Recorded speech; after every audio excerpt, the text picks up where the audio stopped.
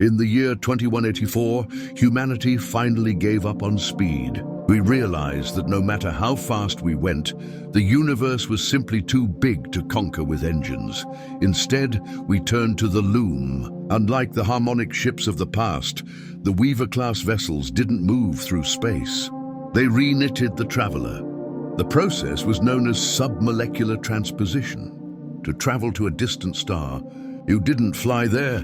You were unspun at point A and rewoven at point B using the background radiation of the universe as a blueprint. The vessel, the Penitent. The Penitent was a ship that looked less like a spacecraft and more like a giant silver sewing needle 3 miles long. It sat in the shadow of Neptune, humming with the power of a captured black hole. The pilot, Ilara Vance, was a thread counter. Her job wasn't to steer, but to ensure that the human consciousness didn't fray during the transposition. If a single memory was misaligned during the reweaving, the traveler would arrive as a hollow, a perfect physical body with no soul, no language, and no self. The mission, the far reach, Ilara was tasked with the first ever jump to the Andromeda galaxy.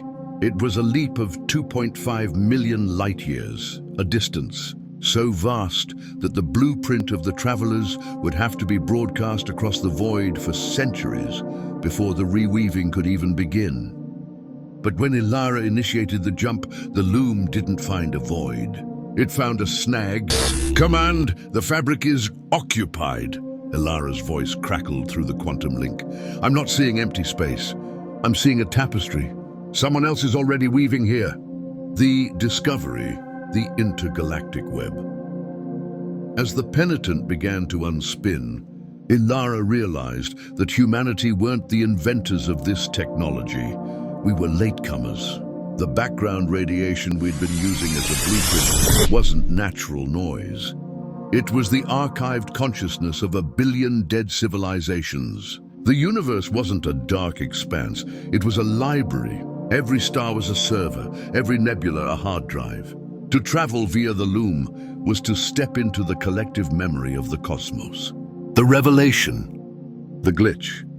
The reason Ilara snagged was because she had encountered a civilization that was currently being unspun. A species from a dying sun trying to migrate just as we were. The choice: to complete her jump, she would have to overwrite their data.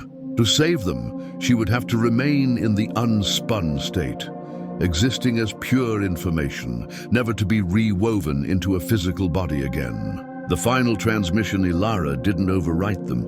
She merged. She used the Penitent's black hole core to expand the loom's bandwidth, allowing both species to exist in the web simultaneously. She never arrived in Andromeda. Instead, she became the First Librarian. Now, when human ships use the loom, they sometimes hear a voice in the static, a woman's voice, guiding them through the threads, ensuring no one ever arrives hollow again. Space travel was no longer about reaching a destination. It was about joining the eternal network,